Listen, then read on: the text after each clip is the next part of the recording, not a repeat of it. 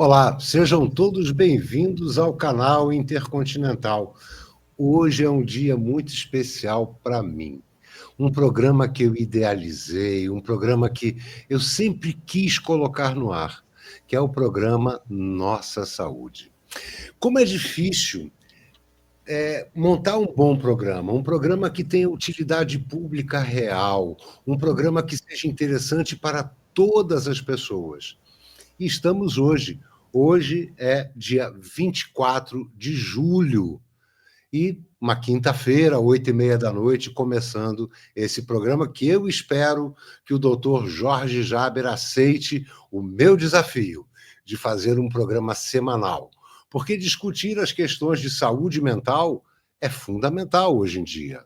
Todos nós vivemos sob um excesso de estresse, muita pressão, e é difícil aguentar. Eu vou dizer, até para mim mesmo, é difícil aguentar.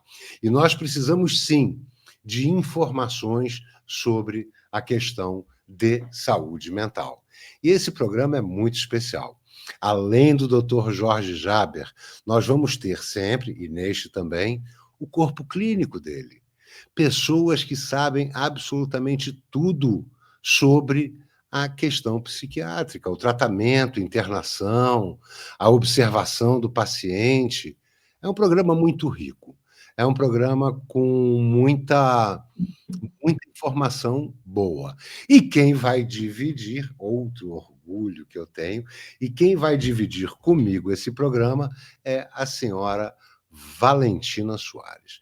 A Valentina, só para vocês saberem, ela é a responsável pelos negócios internacionais da clínica. Teve agora, em Genebra, na Suíça. Nossa, quanta novidade, quanta coisa boa. Ela é a pessoa que cuida da instituição da clínica. E eu quero convidá-la para sempre que puder, claro, apresentar esse programa junto comigo. Então, em primeiro lugar, senhora Valentina Soares, seja muito, muito, muito bem-vinda e é um prazer ter a senhora aqui comigo. Oi, seu Fernando, boa noite a todos. Muito obrigada pela sua apresentação. Fiquei bastante feliz com a mesma. Muito obrigada mesmo. Vai ser um prazer, fazer parte desse projeto, desse programa, que trará muitas informações boas, sobre saúde mental, para os nossos telespectadores e todos que desejam saber sobre dependência química, psicologia, psiquiatria e também relações internacionais, porque é tudo muito interligado. E desse programa também eu vou ter a honra de dividir hoje, de a gente começar primeiro, o doutor Jorge Jaber, que é o nosso médico psiquiatra, da Clínica Jorge Jaber, formado pela UERJ, com especialização em dependência química pela Harvard University, fundou e dirige há mais de 35 anos a Clínica Jorge Jaber, que é uma referência nacional no tratamento de transtornos mentais e uso de substâncias.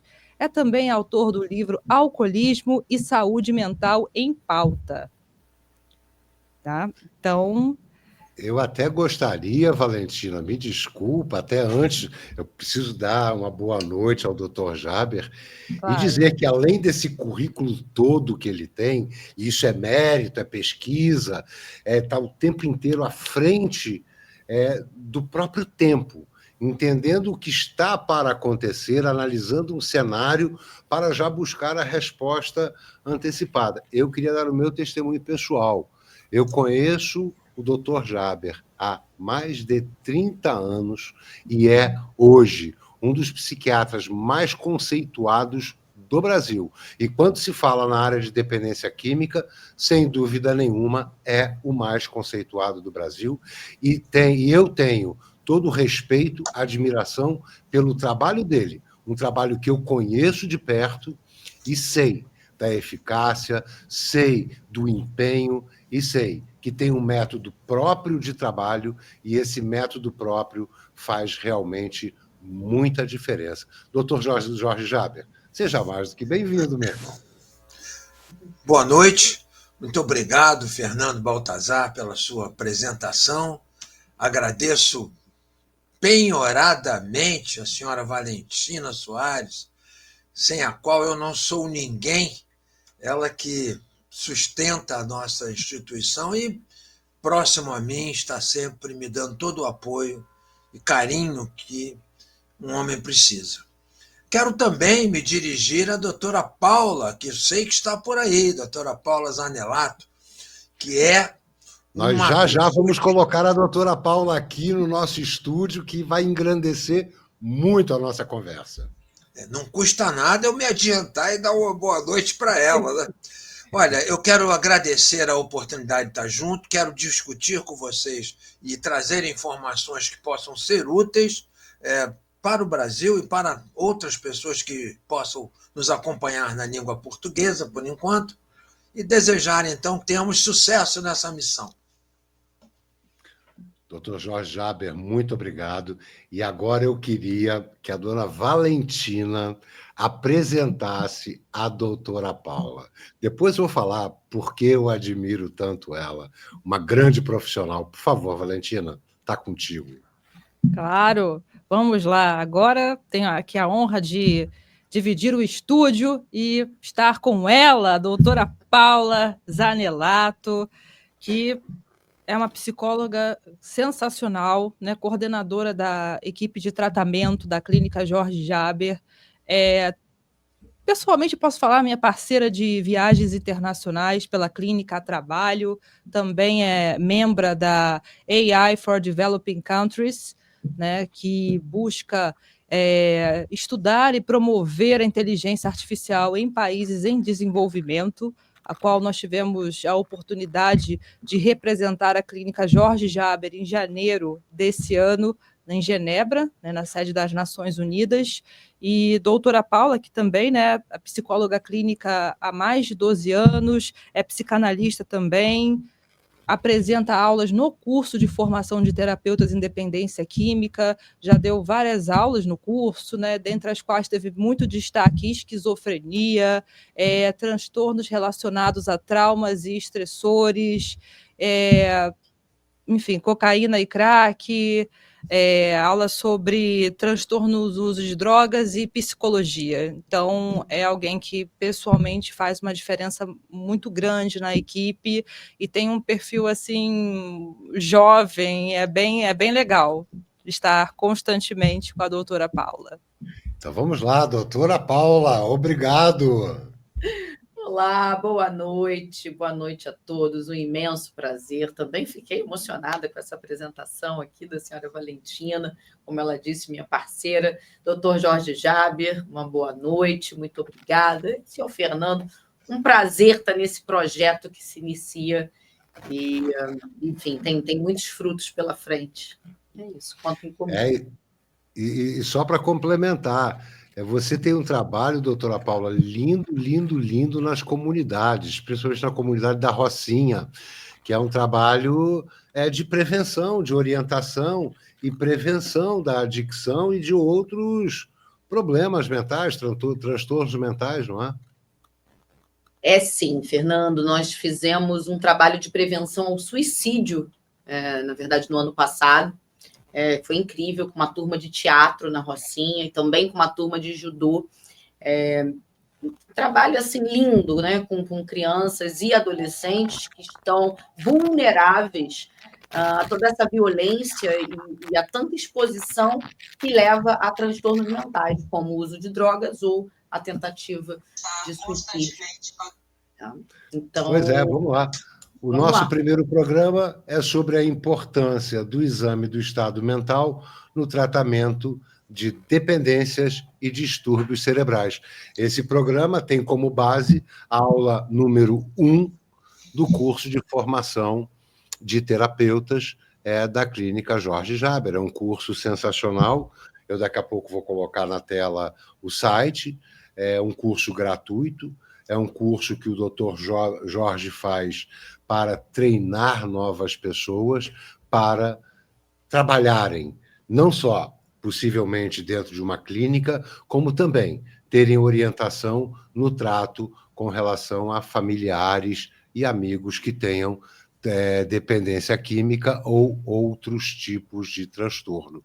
Então, agora eu passo de novo a palavra para a senhora Valentina e quero que comece explicando da importância dessa primeira aula que é que nós vamos abordar. Bom, essa primeira aula, né, que é sobre o exame do estado mental, ela é uma aula que é fundamental, porque ela constitui-se no que a gente chama de o primeiro olhar, né? Como avaliar a mente não só do paciente, mas a mente em crise, né? Então, nós vamos, ao longo, né, ao longo desse momento, né, nós vamos fazer perguntas para a doutora Paula, né, da área de psicologia, e para o doutor Jorge Jaber, que é da área de psiquiatria, e vamos deixar todos por dentro de tudo que é necessário para saber avaliar e fazer um bom exame do estado mental no seu paciente, né? Como o senhor Fernando falou, esse tema é baseado na primeira aula do nosso curso de formação de terapeutas em dependência química, que ocorre já há mais de 35 anos e é ministrado de forma gratuita pela Clínica Jorge Jaber. Então, eu gostaria de iniciar aqui, né, de perguntar inicialmente para o doutor Jorge Jaber, né? Doutor Jorge, vamos lá, escolhi o senhor primeiro. Tudo bem? Estou sob a sua batuta, o que a senhora determinar eu faço. Tá certo, doutor. Vamos lá, primeira pergunta, né? Por que o primeiro contato com o paciente é considerado um momento assim tão decisivo no tratamento da dependência química e também dos distúrbios cerebrais? Bom, eu sei que a senhora já tem essas perguntas prontas aí, no entanto, eu estou sendo apresentado agora, né? A senhora está me pegando um pouco de surpresa. Eu achei que a senhora ia começar com outro tema, mas vamos embora. Doutor Jorge, quem sabe tudo como o senhor faz ao vivo e não tem problema. Vamos em frente, o que a gente puder fazer, né? Então, olha só, a primeira coisa que eu acho importante aqui da gente poder alertar é por que nós nos tratamos com títulos antes, senhor Fernando, senhora Valentina, doutor Jorge Jaber, doutora Paula. Por que temos isso? Por que nós temos essa formalidade? Exatamente para definir de forma clara a nossa posição, a nossa postura diante do paciente. Ou seja, nós tratamos de pessoas que têm alterações do pensamento, ou seja, ouvem vozes, às vezes, escutam imagens, não percebem o que está acontecendo no mundo, se confundem diante da realidade. Então, alterações do pensamento, alterações do sentimento, depressão, ansiedade, tristeza, euforia. Então, alterações do pensamento, alterações dos sentimentos, alterações do conhecimento, ou seja, a memória, alterações do aprendizado, o idoso quando não consegue se lembrar, o jovem quando não consegue aprender. Finalmente, alterações do comportamento, senhor Fernando Baltazar. Eu estava aqui colocando, errei aí, coloquei o livro antes da hora, não, porque é um livro que daqui a pouco nós vamos falar sobre ele. É como no futebol, chutou em gol, a bola tem que entrar, tá bom? Bora. Então, basicamente, alterações do pensamento, alterações dos sentimentos, alterações do comportamento e alterações do aprendizado. Então, o nosso paciente ele tem dificuldade, às vezes, de perceber o que está acontecendo, ele tem uma alteração de comportamento, principalmente aqueles que estão sob efeito de substâncias químicas. Esses, então, têm uma alteração de comportamento significativa, inclusive sendo frequentemente desrespeitosos da forma de se relacionar. Não que sejam pessoas de má índole, mas são pessoas cujo cérebro, a mente está alterada a tal ponto que ela não percebe o que está se dando e ela tende a perder a relação respeitosa. E se perder a relação respeitosa, tem dificuldade de ouvir e de se comunicar. Então, nós temos que estabelecer uma forma de relacionamento entre nós, no cotidiano, bastante respeitosa, porque esses pacientes chegam de ambulância, eles chegam, às vezes, descontrolados, não é? E nós temos que atuar mantendo o controle, a serenidade. Então, a primeira coisa, senhora Valentina, não sei se eu respondi exatamente, mas a primeira coisa ao nos relacionarmos com o paciente é conseguir manter a serenidade. Dito isso, eu pergunto se mais alguma coisa pode ser falada sobre o tema. Acredito que sim, porque eu tenho uma pergunta. O senhor falou das pessoas que chegam em emergência. Tá? Nós sabemos que tem a entrada das ambulâncias, pessoas que realmente vêm conduzidas numa situação emergencial. E o senhor defende sempre a coleta de informações ali na hora, no momento da chegada, para ter as informações detalhadas. A pergunta é: como equilibrar a urgência com a coleta de informações para uma investigação clínica necessária? Muito bem, senhor Fernando Baltazar, me preparou uma armadilhazinha, hein? Mas vamos lá. O que acontece? O treinamento, não é? Para sermos profissionais de saúde mental, nós devemos, em primeiro lugar, aprender, estudar. É por isso que existe um curso, não é, de formação de terapeutas, que nós temos o prazer de ministrar aulas neles, e temos professores, eu, a doutora Paula, a senhora Valentina e outros profissionais de saúde mental. Então, a primeira coisa que nós temos que fazer é aprender a teoria. Precisamos saber como examinar, como ver uma pessoa que está enferma, como tratar essa pessoa. Isto é teórico. Segundo lugar, nós precisamos treinar na prática. Então, a teoria e a prática. Na prática, nós temos lá na clínica, temos nos bons serviços de treinamento e de aprendizado, de ensino, nas boas escolas de ensino, existe a informação, o aprendizado teórico, existe a parte de treinamento prático. Então, o treinamento prático faz com que o profissional consiga manter aquilo que eu chamei de serenidade ou calma diante de uma situação que pode ser traumatizante, grave, difícil. Nesse momento, você tem que manter a calma para perceber aquela pessoa e não deixar que os seus sentimentos próprios invadam a relação com o doente. Então, eu tenho que conhecer bem a teoria e tenho que estar treinado. Por exemplo, eu estou saindo hoje, agora, de um plantão de mais de 48 horas. Eu fiquei desde domingo de manhã até hoje, agora, à tardinha, aqui na clínica, treinando, agora ali na clínica, treinando, fazendo atendimentos. Então, os atendimentos vão se sucedendo. E para que eu tenha uma tranquilidade, eu preciso ter um certo distanciamento. E esse distanciamento eu adquiro na terceira parte da nossa escola. Primeiro, aprendizado, informação. Segundo, treinamento prático. Terceiro, a minha própria terapia, o meu próprio tratamento. Eu preciso estar constantemente sendo observado por um outro profissional que me aponte aonde eu estou cometendo algum tipo de deslize. Então, isso é feito diariamente na clínica, 2 vezes ao dia, de manhã, antes de começar o atendimento, e à tarde, logo após o almoço, temos 2 reuniões onde nós vamos aprendendo a nos olhar e a falar as coisas que estamos vendo a respeito do outro. Tá? Então, basicamente, é dessa forma que nós nos aproximamos. A primeira coisa que fazemos é isso. Eu acho que isso é interessante, sabe, senhora Valentina?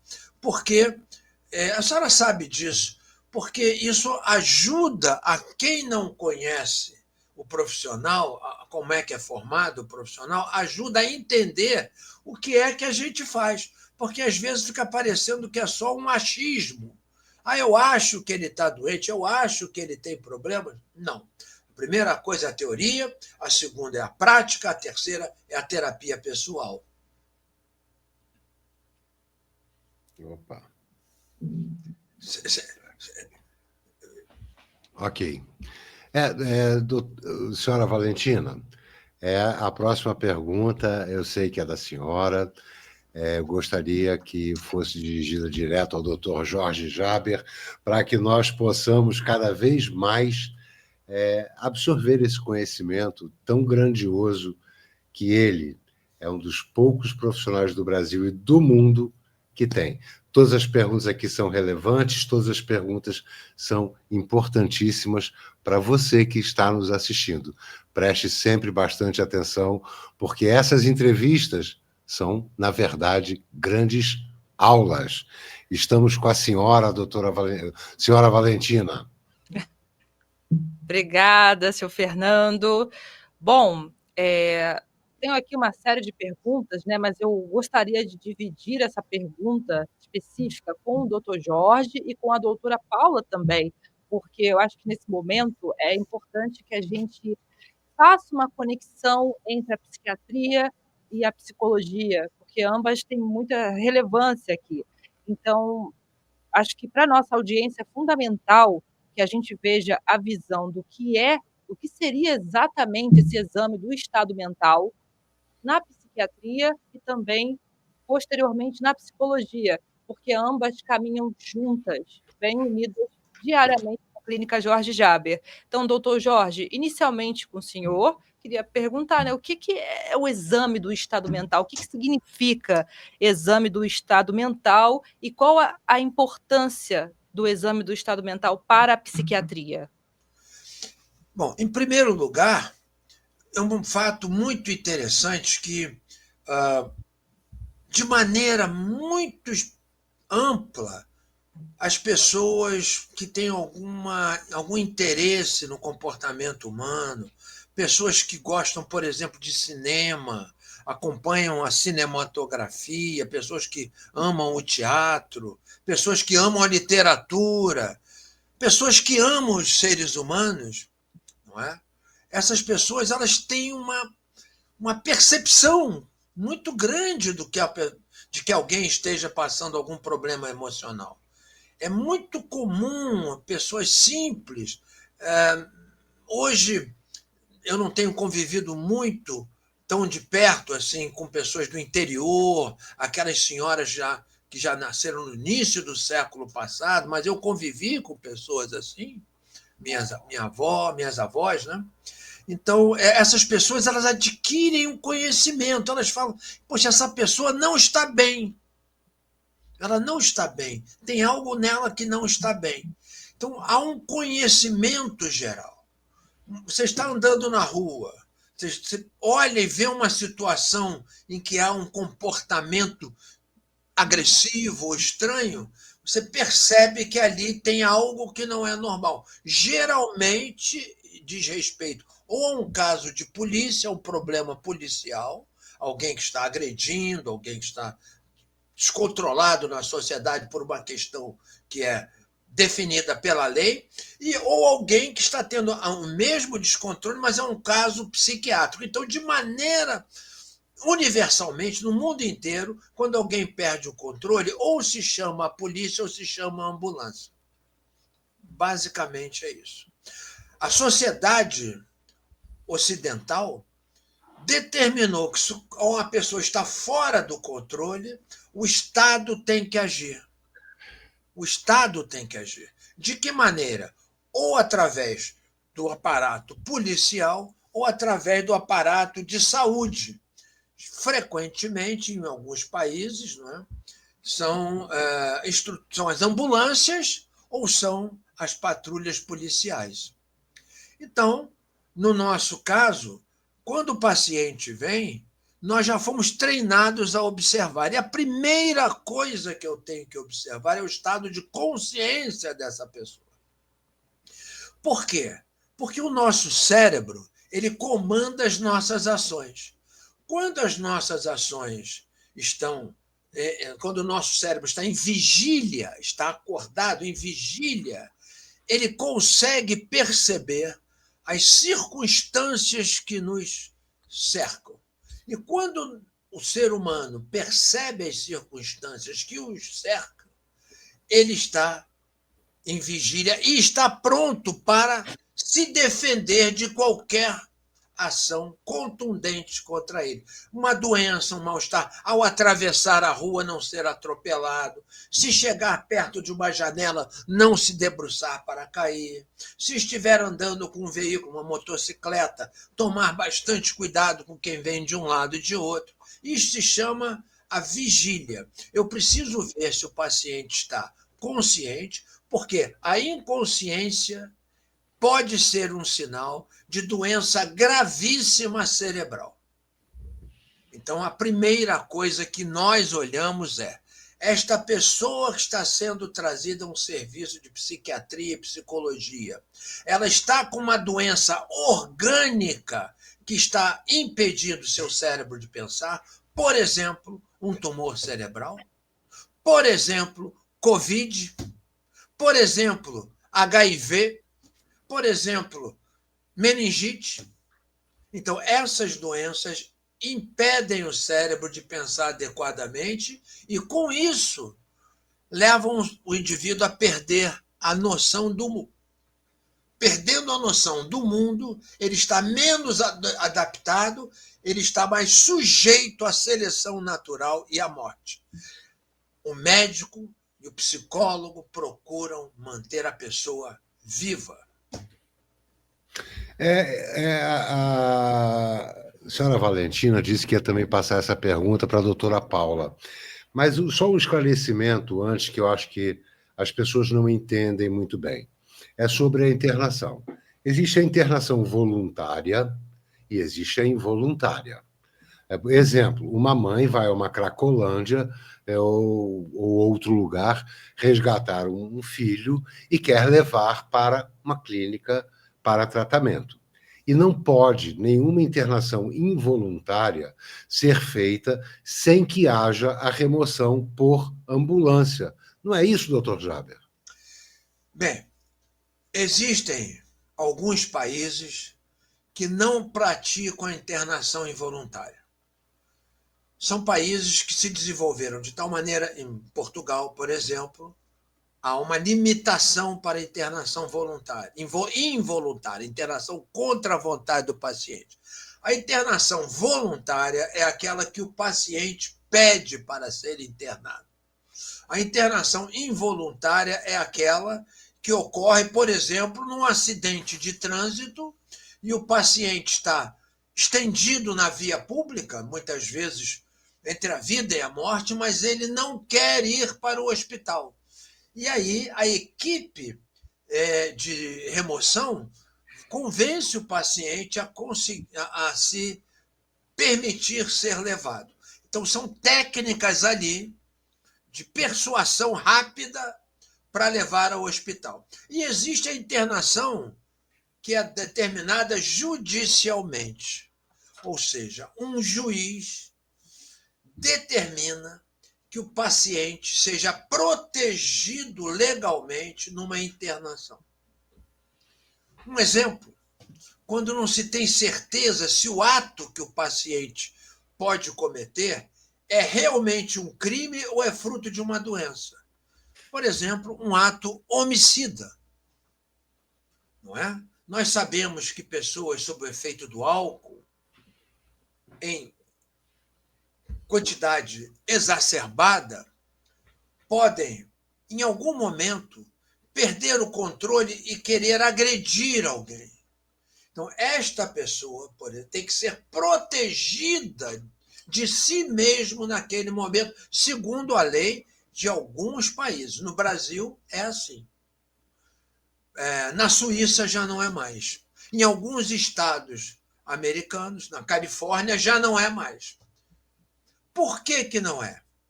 Porque já existem recursos de tratamento em quantidade grande à disposição do público. Então, a pessoa tem condições de solicitar, se estiver desejando, um atendimento. E a cultura desses locais favorece essas pessoas. No entanto, na Califórnia, eu vi isso algumas vezes, lá, quando eu estive treinando lá, eu vi algumas vezes, estive estudando na Califórnia, na Universidade da Califórnia, eu vi isso acontecer. O indivíduo está dentro do serviço de atendimento e ele não quer o atendimento, ele se nega, ele vai, dorme um pouco, come alguma coisa, diz que quer ir embora. Vai embora. Se ao sair ele estiver embriagado ou sob efeito de droga, ele é preso. Olha que coisa. Ele não é obrigado a ir ao tratamento, mas ele é preso. E vocês sabem que na Califórnia é preso com algemas, né? Então, finalizando, viu?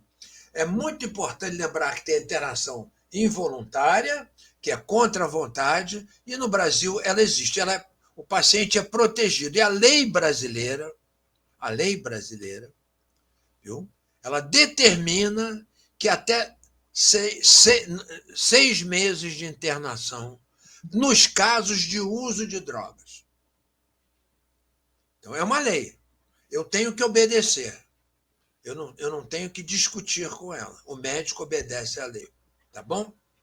Mas a doutora Paula tem muita experiência disso. Sabe por quê? Sabe por quê, Fernando? Porque na hora que eu chego na ambulância e tal, o paciente, às vezes, começa a ter raiva de mim. E eu não consigo ter um rapport com ele, eu não consigo ter uma relação com ele amistosa, afetuosa, porque eu quero ajudá-lo. Mas ele não percebe isso. E aí, o primeiro momento, ele me confunde com a polícia. Eu estou uniformizado de branco lá, ou de jaleco, mas ele acha que eu estou ali para fazer o mal a ele. E o opressor, na verdade, ali é o opressor dele. Perfeito. E a doutora Paula, quando entra, ela, com o jeitinho da psicóloga, ela quebra isso. É ou não é, doutora Paula? Pois é, a pergunta da senhora Valentina foi para o senhor e, em sequência, para a doutora Paula. Fui eu que interferi só para saber da questão da internação compulsória, involuntária. Mas vamos lá. Então, doutora Paula, segue e nos explica um pouco melhor sobre tudo isso e obrigado por essa participação. Bom, vamos lá. Na verdade, eu queria até fazer, assim, começar de trás para frente, falando um pouquinho da internação ainda, indo para o exame do estado mental. Quando o doutor Jorge trouxe a questão de uma internação involuntária para alguém que é atropelado na rua, por exemplo, quando esse sujeito é atropelado, ninguém questiona. Esse sujeito é levado para o hospital. No caso do uso de droga ou de algum transtorno psiquiátrico, muitas vezes ainda há muita resistência, porque, fazendo aqui uma analogia, a gente não vê o paciente exatamente sangrando, por exemplo, ou com um braço quebrado, ou com uma perna quebrada, né? Mas esse paciente, ao ser examinado mentalmente, fisicamente, né, ter um exame do estado mental, é possível ver diversas alterações, como, por exemplo, a falta de juízo crítico para decidir sobre a própria vida. Né? Então, uma das razões para ele precisar ser protegido. Tá? Esse paciente, durante o uso de droga, por exemplo, ele ainda acha que ele está no controle da situação. Ele acha que ele pode ir a mais uma dose, que ele pode faltar ao trabalho mais um dia, e que ele vai resolver tudo. Ou que na segunda-feira, por exemplo, ele para de usar e volta à vida normal dele. Né? Então, às vezes, esse paciente ele realmente não tem um juízo. Né? Lembra quando, né, vovó ou mamãe falavam, né? Toma juízo. O paciente em transtorno mental ele não tem um juízo crítico para entender o risco que ele está passando. Tá? Então, Esse é um dos pontos do exame do estado mental que a gente avalia, se esse sujeito tem juízo. Um outro ponto muito importante, claro, após a gente perceber que esse paciente está consciente, está vigil, é a aparência desse paciente, é a atitude do paciente, né? É se esse paciente tem alguma limitação cognitiva ou não, é se esse paciente tem uma capacidade de insight, de perceber o que está acontecendo ao redor dele. E para tudo isso acontecer, a gente precisa ouvir o paciente, conversar, e realmente o psicólogo acaba tendo um pouquinho mais de acesso, ou jeitinho, como o doutor Jorge trouxe, para ir colhendo essas informações, para ir ouvindo a história do paciente, acolher um choro, acolher uma angústia, e com isso a gente vai montando um quebra-cabeça, eu diria. O paciente ele precisa ir abrindo a história aos poucos, e com isso a gente vai entendendo o tamanho e a gravidade daquela doença. É mais ou menos por aí. É muito interessante. E eu queria voltar agora para a senhora Valentina, para que ela desse continuidade, porque eu sei que ela tem uma pergunta muito importante para fazer, para esclarecer a dúvida de muita gente que está assistindo esse programa. Está contigo, Valentina. Bom, obrigada, senhor Fernando, novamente. Mas, rapidamente, diante do que a doutora Paula acabou de falar, algo que, assim, que até os alunos do curso gostam bastante de ouvir são os casos, né? Como é que vocês receberam esse paciente? Como é que foi? Como é que é receber um paciente numa ambulância? Então, eu queria perguntar para a doutora Paula se ela tem alguma recordação de qual tenha sido o paciente mais desafiador, ou que ela sentiu que poderia ter um pouco de resistência naquele momento, mas conseguiu fluir, conseguiu fazer um bom atendimento ao paciente. Então, eu gostaria que ela contasse algum caso que ela se recorda para a gente sobre esse tema ainda. Bom, desafios são muitos casos, né? A gente tem uma rotina muito intensa na clínica, muitos pacientes por dia, desde adolescentes a idosos, né? Então, o que não faltam são casos para contar. Eu acho que é interessante, por exemplo, eu trazer um caso que eu vi, é um paciente que já esteve conosco algumas vezes, um dependente químico grave, mas que eu vi o doutor Jorge examinar esse paciente na ambulância, né, e solicitar ainda um atendimento clínico mais intenso a esse paciente, porque ele tinha usado uma droga que muito falada hoje em dia, que é a droga K9, chamada droga zumbi, e esse paciente estava com diversas alterações físicas, né, e de consciência. Então, por exemplo, é um grande desafio, porque o médico interviu e falou: esse caso não dá para ir para a psicologia. E nós, profissionais da terapia, da psicologia, nós também devemos ser treinados a olhar e saber quando não é a nossa hora de entrar, né? Entender que ali ainda há uma emergência, como o Fernando trouxe, né, em uma das perguntas, ainda há uma emergência a ser contida. Então, esse, por exemplo, é um ponto.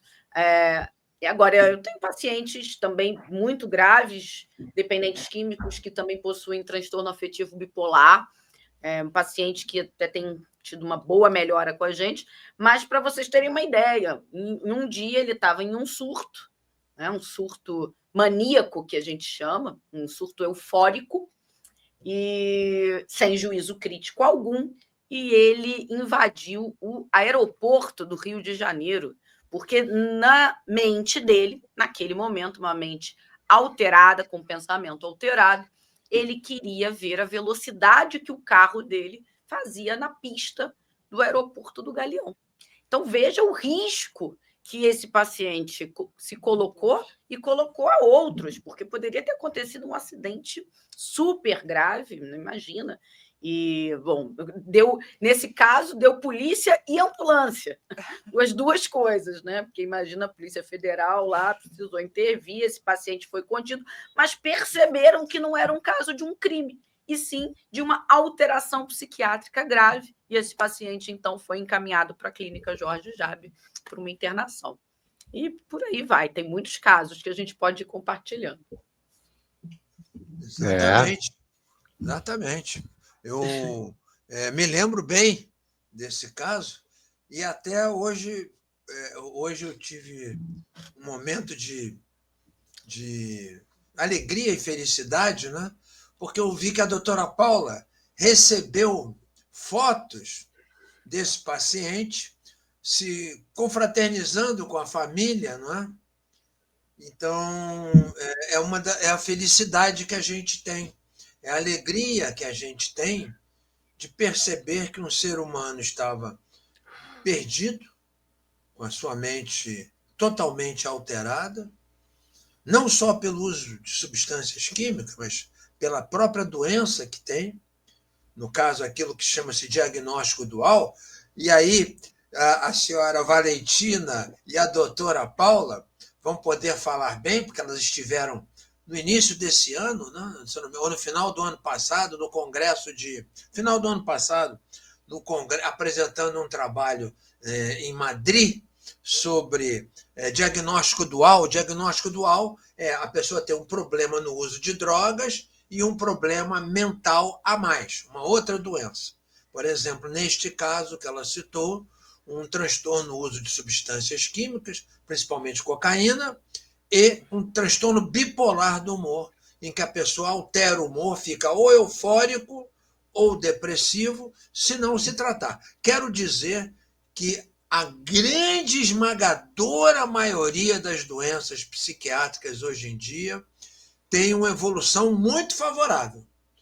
Evoluiu muito o tratamento de transtornos mentais, principalmente a medicação. Tá? Às vezes os laboratórios são muito criticados, mas hoje praticamente acabou aquela internação de vida toda, o doente ficava internado a vida toda. Isso acabou. Não há mais por que uma pessoa ficar internada a vida toda, a não ser em situação muito, muito específica. Tá?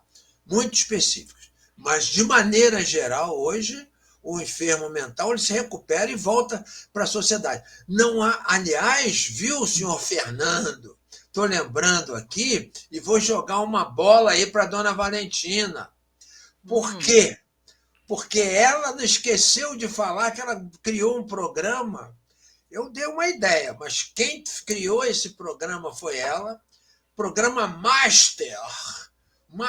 Como ela é internacionalista, a gente usou o inglês Master. Fala aí para a turma o que a senhora faz com o programa Master, dona Valentina. Conta aí.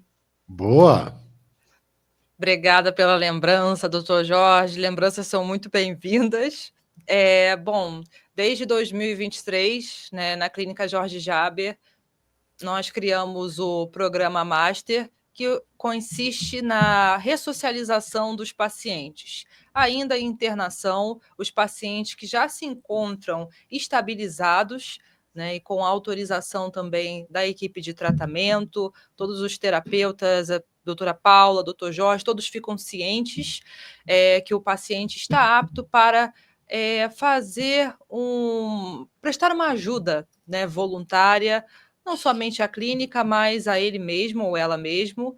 Eles ajudam em coisas como limpeza da piscina, conservação do ambiente da clínica, acompanhamento de pacientes, seja de adolescentes, idosos ou pacientes que acabaram de sair dos cuidados mais intensivos, porque na clínica nós temos enfermagem 24 horas, 7 vezes por semana, diariamente, o tempo todo. Então, os pacientes são acompanhados, não somente pelo corpo clínico, mas eles também podem ser acompanhados pelos masters, que são pacientes que realmente a gente nota o quanto eles vêm crescendo no tratamento, o quanto eles agregam, o quanto eles participam, e quando eles têm alta, eles podem retornar à clínica, né, para fazer o tratamento e também para dar continuidade às atividades que eles vinham fazendo e também podendo escolher ou optando por ter outras atividades, seja na conservação ou manutenção do ambiente da clínica, seja no acompanhamento desses pacientes, né, que precisam muito de ajuda. Então, os masters também, eles têm uma relação de proximidade muito grande com a gente, com a equipe de tratamento. Então, eles aprendem a fazer um acolhimento, eles aprendem a fazer, por exemplo, uma anamnese, acolher a história de um paciente ou de uma paciente, né? Então, isso são coisas que são muito importantes diariamente lá na clínica para a gente. Bom, o que eu acho muito bacana, doutor Jaber, da sua clínica, é exatamente o que a senhora Valentina acabou de colocar.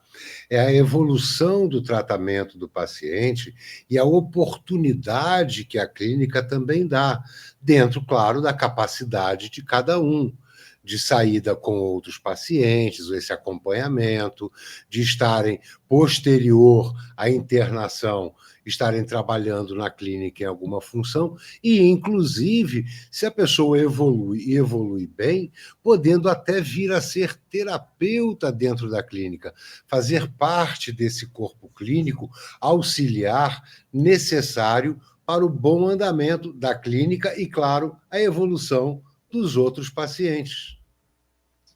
Sem dúvida. Eu pedi a participação da senhora Valentina, porque quando Sigmund Freud, né, que era um gênio da psiquiatria, hoje nós podemos falar da psicanálise ou da psicologia também, Sigmund Freud, ele procurou ajudar pessoas a se sentirem bem, a se recuperarem das suas dificuldades. A evolução da história, da medicina, da psiquiatria, da psicologia, de todas as atividades que estão ligadas ali, porque não são só psiquiatras e psicólogos, tem nutricionista, enfermeira, técnico de enfermagem, terapeutas, temos professores de educação física, temos pessoas que atuam na segurança, mantendo a segurança do paciente, não é? Segurança do paciente, não é uma segurança ligada à invasão, não, é segurança diária para o paciente, enquanto não está ainda consciente completamente das Não suas... é a segurança patrimonial, né? Não é uma É a segurança segurança individual do paciente para que ele tenha a melhor possibilidade de tratamento e acompanhamento, como a senhora Valentina disse, é 24 horas por dia em observação. E isso também é muito interessante. E aí entra a segunda fase do que eu estava dizendo, a segunda parte, que tem muito a ver com a atividade da doutora Paula Zanelato, que está ligada não só à melhora da pessoa, como Sigmund Freud procurou fazer, mas a melhora da pessoa junto de outras. Porque, aparentemente, o ser humano é mais feliz quando ele melhora e se conhece bem, mas que ele possa usar isso junto de outros. E aí tem uma parte muito legal, muito bacana, né, que é feita pela doutora Paula, como psicóloga, que são os trabalhos em grupo. Esses trabalhos em grupo, eles vão agregando as pessoas, né? E a professora, a senhora Valentina, vai juntando essas pessoas e vai procurando estimulá-las a ajudarem outros, para que eles se sintam úteis e eles reconquistem uma posição dentro do mundo, dentro da sociedade. Não é isso, doutora Paula? É isso sim, doutor Jorge. Eu queria fazer um desafio aqui ao telespectador. Desafio? Uau! Para que ele possa só imaginar uma pequena brincadeira, para que a gente possa fazer um contraponto entre o programa Master e a saúde. Né? Pense você quando está gripado. Uma pequena gripe, uma leve gripe.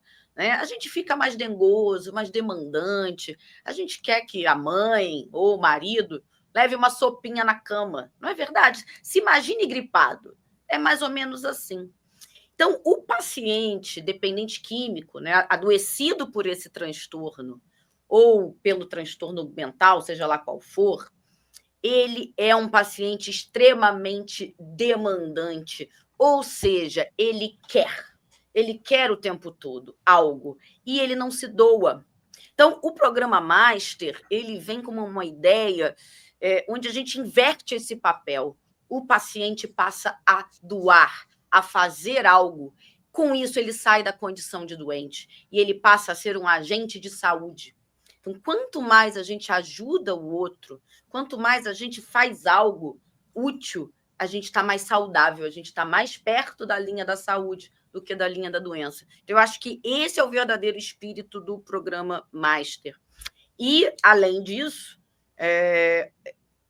a base das terapias de grupo, né, que é realmente ali uma área que eu domino e que nós fazemos mais de 5 atividades em grupo por dia, né? Os pacientes começam às 8 da manhã e vão até 6, 7 da noite em atividade em grupo, é a identificação de um paciente com o outro. Né? E já tem diversos estudos, inclusive os grupos de mútua ajuda, que hoje são tratamentos gratuitos no mundo inteiro, gratuitos, um programa universal, como, por exemplo, Alcoólicos Anônimos, Narcóticos Anônimos, que são a base do nosso tratamento na clínica, é um tratamento que visa essa identificação. Então, quanto mais um grupo se identifica, ele mais cresce, se ajuda e, claro, melhora, a saúde fica muito melhor. Exatamente, doutora Paula, é fundamental. A senhora comentou sobre os grupos de mútua ajuda, né? Nós temos aí o AA, o NA, com os 12 passos, que também são fundamentais para que a pessoa se auto-perceba e faça uma reavaliação contínua dos seus atos e consequências dos seus atos. Mas agora eu queria passar de novo para a senhora Valentina, porque ela vai dar sequência, porque ela tem mais uma pergunta muito, muito importante. Está contigo, senhora Valentina. Tá, obrigada, senhor Fernando. Bom, dando seguimento aqui às perguntas, né? Eu queria saber, quando os pacientes chegam na clínica, no caso, como o corpo clínico, né? Queria fazer essa pergunta para o doutor Jorge, né? Como os profissionais, na sua visão, doutor Jorge, como eles devem agir quando o paciente ele está desorientado, sem comunicação verbal? Quais são os protocolos que o senhor adota nesses casos? Bem, em primeiro lugar, não é? Como eu falei antes, eu preciso afastar alguma doença física. Tem algumas doenças, algumas enfermidades, como eu falei, por exemplo, uma infecção grave pode alterar um paciente de tal maneira que ele adquira uma encefalite ou uma infecção no cérebro, não é? A partir de uma pneumonia, por exemplo, ele pode chegar a ter uma encefalite a partir de uma doença oral, de um abscesso dentário, ele pode chegar a ter uma encefalite, né? De uma sinusite. Então, vejam, de uma simples infecção no ouvido. Isso tudo está pertinho do cérebro. Então, a infecção pode chegar ao cérebro e alterar o comportamento. Então, a primeira coisa que é preciso fazer, o protocolo deve afastar um comprometimento físico. A partir daí, eu começo a examinar. Como eu disse, eu falo consciência, não é? O estado de consciência. Depois, eu preciso ver a capacidade dessa pessoa de receber informações. Então, Nós vamos conversar aqui, parece, né? Segundo o senhor Fernando nos convidou, não é? O senhor Fernando está em Portugal, nos convidou para continuarmos conversando aqui continuamente. Nós vamos falar mais e não pretendo aprofundar muito nesse primeiro momento, mas eu preciso ver se a pessoa escuta bem, se a pessoa enxerga bem, se a pessoa tem olfato, se a pessoa tem paladar e se a pessoa tem tato. Essas 5 características, não é? Que são as formas do ser humano se relacionar com o mundo. Os 5 sentidos. Os 5 sentidos. Os 5 sentidos são a representação da nossa sensibilidade. Muito bem. A sensibilidade pode estar alterada. Por exemplo, eu falei que uma criança ou um idoso podem ter um problema cognitivo, um problema de aprendizado. E eu preciso saber se ele está enxergando, se ele usa óculos, ele precisa de uma correção visual para que a informação visual lhe atinja. Aí como é que a criança vai aprender se ela está na escola e não está enxergando bem? Então, a primeira coisa é saber se os sentidos estão funcionando. Agora, senhor Fernando, eu confesso que eu já ouvi muito, são 5 sentidos oficialmente reconhecidos. Mas eu já ouvi muito a respeito do 6º sentido. Mas esse, nós homens não dominamos, são só as mulheres. Pois é. O nosso lado mais fraco é não ter esse 6º sentido tão aguçado. Mas o senhor comentou sobre a questão de outras doenças e patologias mentais que os indivíduos podem ter. Tanto podem ter originariamente, pré-existentes, como também podem ocorrer por conta de sequela do uso prolongado de drogas. Pessoas que ficam muito tempo nesse meio, se drogando, bebendo durante anos e usando outras drogas, caindo naqueles grandes guetos que a gente conhece, sociais e com uso contínuo de drogas, também podem, não tendo uma patologia pré-existente, adquirir por consequência do uso de drogas abusivo.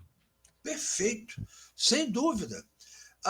E é interessante que você deixou uma dica boa. E a doutora Paula vai pegar. Eu sou apaixonado pelo futebol, né? Ela vai pegar a bola, vai dar aquela batada clássica e vai fazer o gol. O senhor está falando de toxicidade. Situações tóxicas físicas, através da droga, e situações tóxicas psicológicas, através de aqueles chamados relacionamentos tóxicos, que alteram o cérebro. Por quê? Porque ao receber a informação visual, auditiva, por exemplo, ou do uso da droga, que vai alterando a neurotransmissão cerebral, vai alterando a forma como o cérebro funciona física e quimicamente. Isto também acontece se eu estiver exposto, se nós estivermos expostos a situações que são muito dolorosas, como, por exemplo, uma guerra, uma agressão constante à mulher, uma agressão constante à infância, à criança. Essas circunstâncias vão gerando uma sensação, uma sensibilidade hostil ao cérebro, que pode alterar o comportamento, o pensamento e levar à doença. Doutora Paula é especialista nisso aí. Então, doutora Paula, está com a senhora, já que é especialista, estamos todos querendo entender cada vez mais e aprender muito com este programa que nós estamos colocando no ar, que é o programa Nossa Saúde, em parceria com a Clínica Jorge Jaber. Está contigo, doutora Paula. Primeiro, né, doutor Jorge, me dá uma bola dessa, né, aqui tem que fazer o gol, né? É uma honra ouvir do doutor, que eu sou uma especialista, mas Vamos lá. Me ocorreu primeiramente aqui que o sentir e o pensar estão totalmente interligados. Então, se o meu pensamento está alterado, consequentemente, o meu sentimento muito provavelmente vai se alterar, porque esse estímulo que vem de fora, eu não vou enxergar como uma pessoa normal está enxergando, né? E aí, nesse momento, eu não estou mais falando do sentido visão, eu estou falando da forma que eu vejo o mundo, da forma que eu entendo o que está acontecendo ao meu redor. E vice-versa, né? Se o meu sentimento está alterado, se eu estou com um transtorno de depressão, por exemplo, o meu pensamento ele também vai estar alterado, também vai estar negativado. Então, esse é um ponto, né? Dentro desses sentir e pensar, que são dois problemas que a psiquiatria lida, além do comportamento e da cognição, lembrando, né? Pensamento, sentimento, comportamento e cognição. Então, normalmente, um vai interferindo o outro. Lembrando, agora, das patologias duais, que são diversas, e aí a gente vai entrar naquilo, o que veio primeiro, o ovo ou a galinha? São vários casos, né? Então, vamos lá, um exemplo. Se eu estou sob uso frequente de cocaína, por exemplo, eu posso passar a ter um transtorno psicótico. O que é isso? Eu posso ter alucinações, paranoias, delírios. Tá?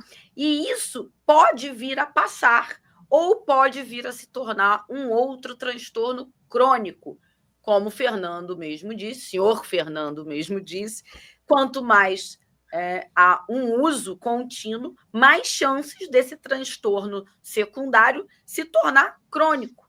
Né? Então, às vezes, um paciente chega do uso, né, do crack ou da cocaína, tendo delírios, achando que está sendo perseguido, achando que a polícia está vindo pegá-lo. Então, ele está com uma alteração do pensamento.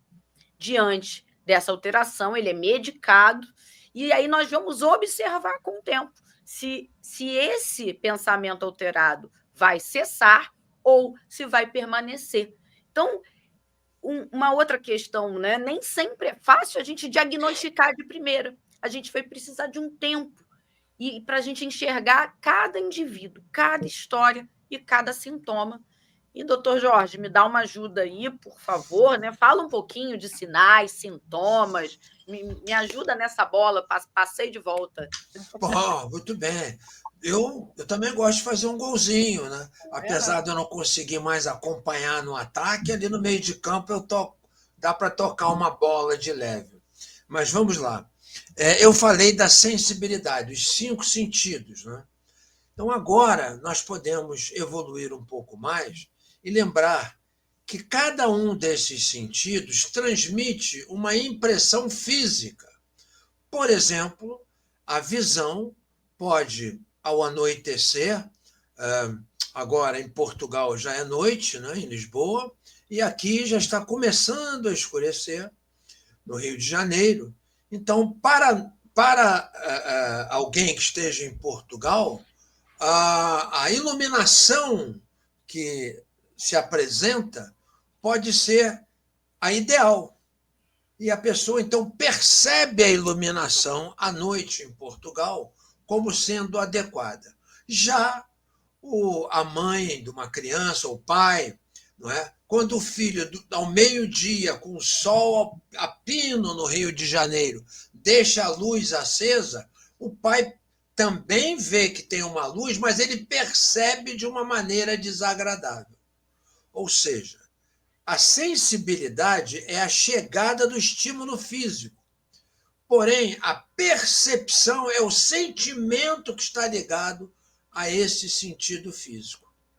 Então, assim, se eu, vamos dizer assim, um adolescente, aconteceu agora esse final de semana, próximo aqui da gente, na região da clínica, aconteceu uma festa enorme, né? Então, de madrugada, virou a noite, de madrugada, de sábado para domingo, o som estava muito alto, não é? Então, para a maioria dos adolescentes dentro daquela festa, aquele som alto, aquela impressão sensível ao ouvido elevada, era percebida como sendo boa. O adolescente queria estar numa festa com som alto. Para os pais dos adolescentes na região em torno, esse som era terrível. A sensação, a percepção desse som é desagradável.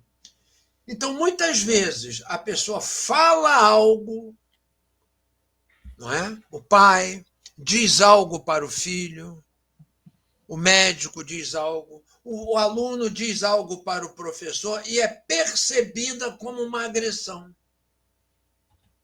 É percebida como algo desagradável. Então, aí começa a se formar o problema psiquiátrico e o problema psicológico. Aí começa a dificuldade de relacionamento. O pai, às vezes, vou dar um exemplo, né, clássico, o pai querendo ajudar o filho, a filha, um sobrinho, uma sobrinha, querendo ajudar. Diz uma verdade, querendo que aquilo ajude, e a pessoa, o jovem que está do outro lado, recebe isso, recebe a informação, recebe uma mensagem verbal, mas percebe com desgosto, com mal-estar. E aí começa o conflito. Por quê? Vou dar mais um detalhe. Por exemplo, no caso de um usuário de drogas, a mente já está alterada. Então, ele não percebe a informação com a mesma satisfação com que ela pode ser útil. E aí começam os problemas de relacionamento. Desculpa, doutor Jaber, e muitas vezes em família, a voz da família em proteção, no instinto de proteção, acaba sendo para o paciente, para o usuário de droga, a voz do inimigo. Quantos e quantos pacientes na área de drogadição veem os seus parentes como os grandes inimigos, que na verdade são aqueles que estão tentando dar um bom conselho, que estão tentando mudar o caminho dessa pessoa para uma vida mais plena, uma vida normal, mas do dia a dia, como todos, com responsabilidades. O adicto não gosta de responsabilidade, ele gosta das facilidades. Então, esse distúrbio familiar, ele é muito grave, porque a família, com amor, tenta ajudar. O paciente enxerga essa ajuda como agressão, não é isso? É isso. Ele percebe isso com um sabor desagradável. E eu me recordo, claro, as jovens talvez não lembrem disso, mas eu acho que o Fernando ouviu o pai dele tocar Father and Son, de Cat Stevens, que já mudou de nome. Está falando aqui com um fã. Você está falando com um fã do Cat Stevens. Que mudou de nome, né? Hoje em dia tem um nome, ele aderiu a uma religião e mudou de nome, Youssef, não sei como, mas a música, ela traduz essa crise de relacionamento entre pai e filho, não é? E aí entra essa questão que foi chamada a atenção antes, sobre a internação involuntária, não é? Porque há uma necessidade de se permitir que a pessoa sofra o mal-estar do que escolheu. É preciso que a pessoa tenha acesso ao seu sofrimento. É a tal da chegada no fundo do poço. É que o fundo do poço é um termo, né, que é utilizado para definir que a pessoa chegou no fundo. Só que, às vezes, a pessoa vai para o fundo do poço ralando na parede do poço.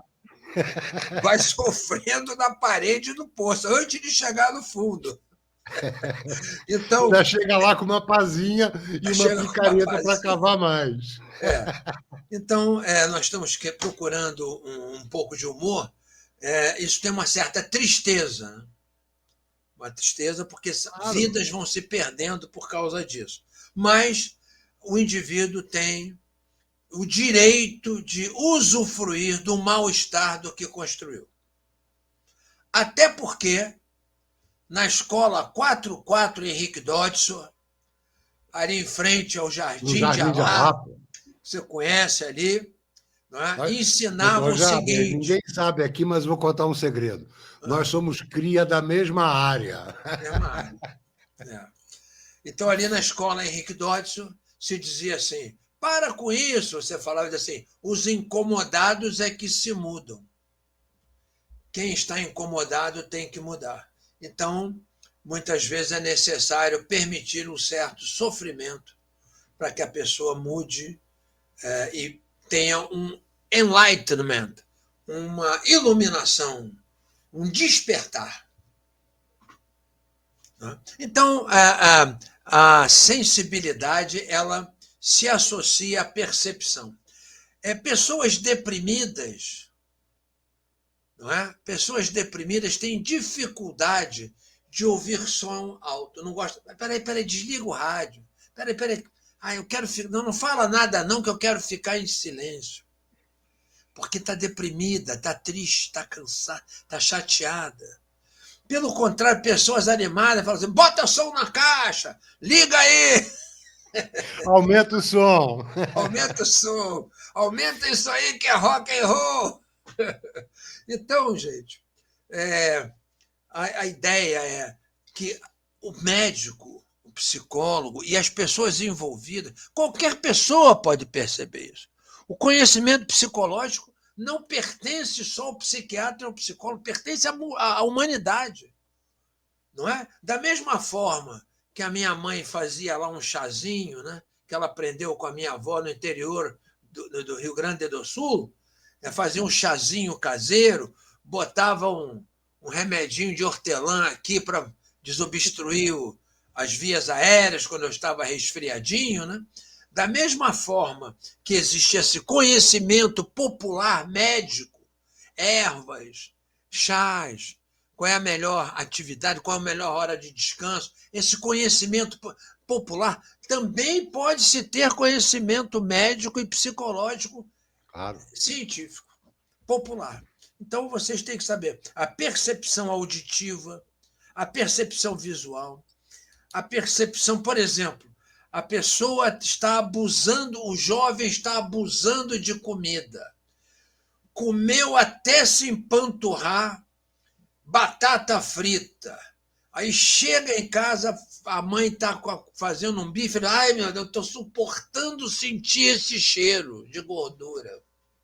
Então, a percepção, e é isso que é essa base do exame mental.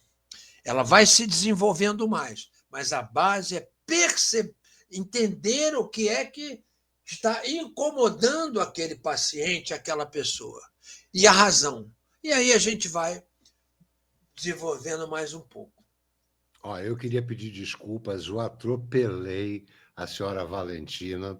Ela elaborou, com todo o conhecimento que ela tem, ela elaborou uma série de perguntas, e eu tenho as perguntas elencadas aqui, o tema, não a pergunta todinha, mas os temas da pergunta. Eu dei uma atropelada na pauta pré-combinada com ela por algumas curiosidades que fazem parte da minha profissão, que é a profissão de jornalista, que é a profissão de tentar levar informação para aqueles que têm dúvidas, né?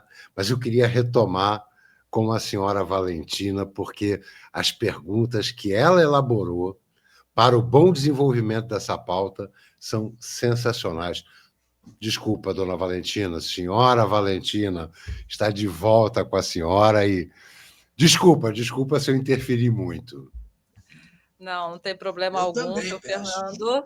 Faz parte, né, todo jornalista tem muitas dúvidas, né? Eu, como internacionalista, né, eu também analiso e costumo ser um pouco mais metódica, porque eu costumo analisar, primeiramente, cenários antes de elaborar respostas e, previamente, perguntas. Mas vamos lá. Dentro ainda do exame do estado mental, nós temos algo que é muito importante, que é a anamnese, né? Então, acho que a equipe de psicologia da Clínica Jorge Jaber, eu vejo diariamente o quão empenhados eles são em fazer uma boa anamnese, colher, ouvir o paciente e escrever sobre o que eles estão vendo, o histórico do paciente, buscar informações também com a família, trazer a família para próximo. E eu gostaria de saber, com a doutora Paula, um pouco mais sobre essa entrevista com o paciente, com a família, que na Clínica Jorge Jaber nós chamamos de anamnese. Então, passo a bolinha para a doutora Paula Zanelato. Bom, vamos lá. Esse momento da anamnese, ele vai se dividir em duas partes, né, principais iniciais. Então, acho que a gente está aqui nesse método turbilhão, falando de exame de estado mental, internação, doença, família, mas passado esse momento inicial da chegada do paciente à clínica, como eu falei anteriormente, dei uma palhinha anteriormente, é necessário a gente colher uma história desse paciente. E não só desse paciente, do familiar. Então, a anamnese, ela vai se dividir em duas etapas, né? E que normalmente podem até acontecer em paralelo, dependendo do horário do dia e de como aquela internação chegou. Então, um terapeuta, um psicólogo vai atender o paciente, enquanto um outro atende a família, porque também é interessante cruzar as histórias, tá? Então, como é que se divide uma anamnese bem feita? Como é que eu ensino para os alunos, né, no curso? Primeiro de tudo, a gente precisa saber a queixa principal.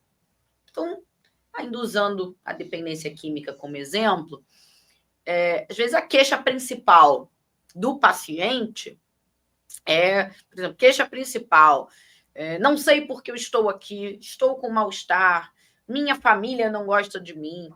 E a queixa principal da família o paciente está abusando de múltiplas substâncias e se colocando em risco.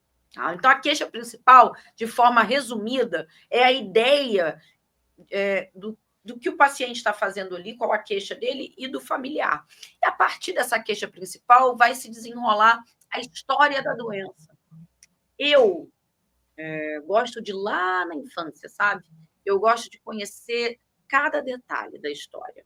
Eu gosto de saber a partir da gestação, quando eu tenho tempo, claro, eu posso ir melhorando essa anamnese, mas sempre que possível, eu gosto de ouvir como é que foi a gestação desse paciente, qual é o contexto familiar, contexto social, como foi a primeira infância, teve problemas de desenvolvimento, de aprendizagem ou não, como foi a adolescência, no caso ainda de uso de drogas, começou a usar droga com que idade? Quanto usava? Quanto usa hoje em dia? Como é a vida sexual dessa pessoa? Porque a vida sexual de um sujeito diz muito sobre a saúde dele também. Muito, muito. Então, eu gosto de realmente entrar em cada detalhe. Como esse sujeito se sustenta? Ele trabalha, ele não trabalha, ele tem dívidas. Eu acho que eu diria isso. É quase que um trabalho do FBI, sabe? Eu gosto de investigar a vida daquele ser, né, que normalmente chega em sofrimento para a gente.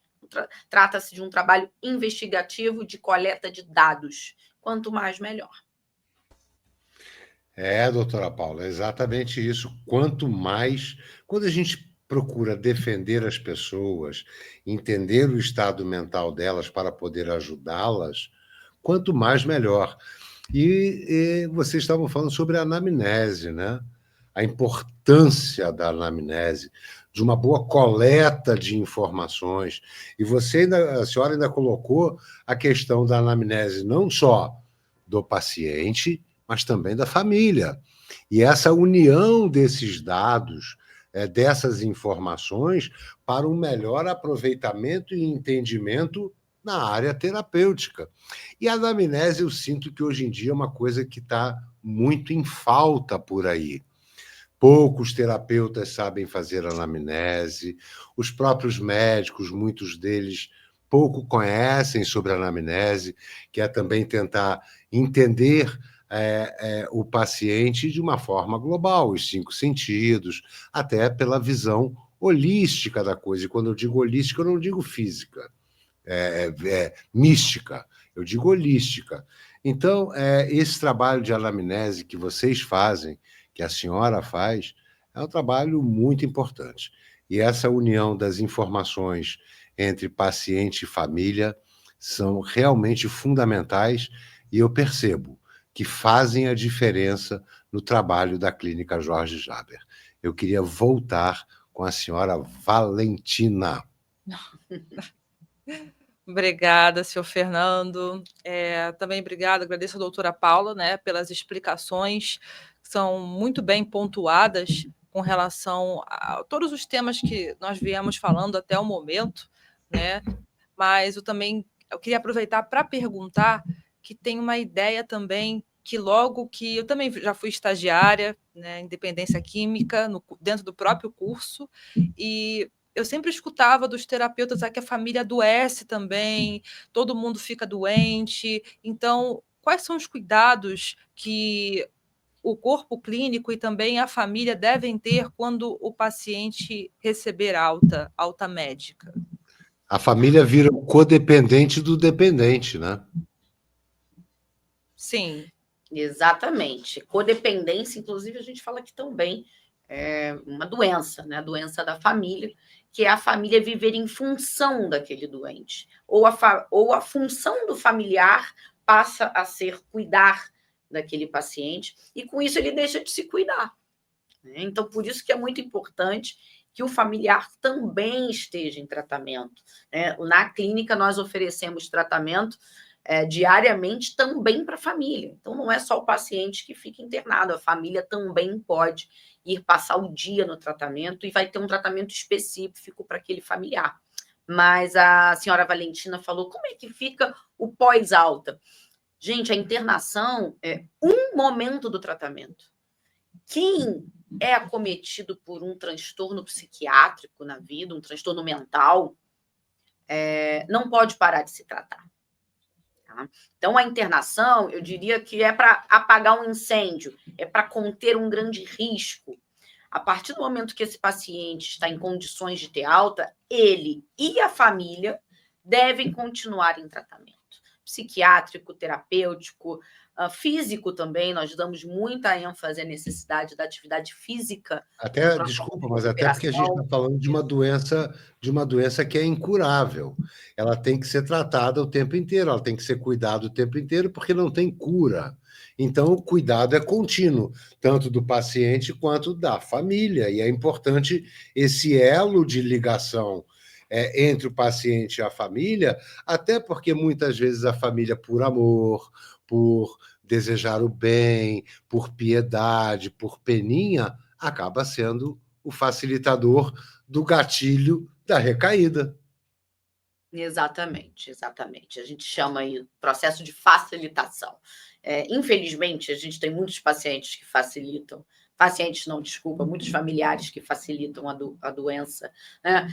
Seja através de não colocar limites, seja através do lado financeiro. Então, aquele paciente, ele não consegue sair daquela condição, mas a família continua sustentando, por exemplo, seja a moradia, seja o próprio vício. Né? Eu tenho, inclusive, são vários exemplos, mas um recentemente, onde a mãe de um paciente dependente químico, por medo e também por uma necessidade de controle, tem isso, tá, gente? Isso é muito importante. O familiar, ele tem uma ilusão de que pode controlar a doença do paciente. Então, essa mãe, ela financiava a substância química que o paciente usava, a fim de ter o controle, porque ela sabia que ela dava uma quantia e que quando aquela quantia acabasse, o paciente voltaria atrás dela no horário determinado ali para buscar mais dinheiro. Isso é um a dos codependente. Exatamente, exatamente. Então, e assim, o familiar, eu costumo dizer, ele não controla, ele não culpa e ele não cura. A gente trabalha muito isso nos grupos terapêuticos voltados para a família. Doutora Paula, e o que a senhora acabou de colocar é muito importante pelo seguinte: esse entendimento do trabalho que a Clínica Jorge Jaber tem, de não trabalhar só o paciente, trabalhar a família. Porque, como a senhora disse, a internação é só um ato, é um momento, é uma passagem, aonde se busca a autopercepção do paciente que ele não pode dar o primeiro passo, ou o primeiro gole, a primeira dose, e assim vai. Mas ele sozinho, às vezes, não consegue se controlar. E ele precisa do apoio da família na recuperação, já que não tem cura, tem que haver a recuperação. Portanto, uma vigilância contínua. E aí que está a importância do trabalho com a família, não é, doutora Paula? É porque muitas vezes, se a família não participar disso, não está preparada para receber o paciente em retorno à sua casa e para que seja da melhor maneira possível, para dar continuidade a todo o trabalho que a clínica fez. O paciente, sabe, senhor Fernando, ele vai precisar de um laço, né, saudável. Inclusive, eu gostei muito do como você colocou, como um ato, né? Como no teatro. A internação é um ato, é um momento, mas a vida continua, né? Essa peça continua constantemente. E se esse paciente não tiver um vínculo, um laço afetivo, ele provavelmente vai ter muito mais chance de recair. Claro que a gente está falando de um laço afetivo saudável, né? Porque existem os laços afetivos tóxicos. Mas essa continuidade, em conjunto com a família, onde a troca, honestidade, onde a família possa, por um período pelo menos, ajudar o paciente a se reerguer, vai ser fundamental. Então, eu digo que o paciente, quando sai de uma internação, ele é um recém-nascido. Às vezes eu faço essa analogia. Ou ele é um peixinho que está saindo do aquário e indo para o oceano. Não pode ser assim de uma vez, tem que ser gradual, né? E muitas vezes a família, por exemplo, até que esse paciente reconquiste a autonomia dele, a família precisa acompanhar os gastos financeiros dele, por exemplo, né? Essa família precisa poder ter um contato diário, ou fisicamente, ou por telefone. A família precisa saber um pouquinho dos passos desse paciente, porque, infelizmente, a gente está falando de pacientes que perdem a autonomia, né? Isso, até fazendo um link com o programa Master, é um dos objetivos do programa Master, é fazer com que o paciente reconquiste uma independência, uma autonomia. Mas se tudo isso não estiver muito azeitado com a família, provavelmente não vai dar certo. Doutora Paula, eu vejo da seguinte maneira. O trabalho, eu não canso de falar, né? O trabalho de vocês, da Clínica Jorge Jaber, é um trabalho que eu confio, a senhora sabe disso, a senhora sabe da confiança que eu tenho em todo o processo que a clínica montou. E esse processo todo acaba sendo um método próprio, criado pelo Dr. Jorge Jaber, e é criado por ele por conta de tantos e tantos anos de experiência, vivendo de verdade o dia a dia. Vocês sabiam que o Dr. Jorge Jaber faz plantões e fica na clínica a maior parte do tempo? Até porque o Dr. Jorge Jaber poderia sair, mas ele gosta tanto do que ele faz, tem tanto amor e respeito pelo trabalho, que muitas vezes ele não consegue sair. E por isso ele criou um método próprio, e por isso ele criou um método que vem dando muito e muito certo, tanto que esse método foi defendido na ONU. Então, doutor Jaber, é impressionante. Eu digo porque eu sei. Eu não estou aqui só como alguém que faz perguntas. Eu sei, eu conheço, esse método que o senhor criou, me fale um pouco dessa experiência para a criação do método próprio, através de tantos anos dessa vivência no dia a dia.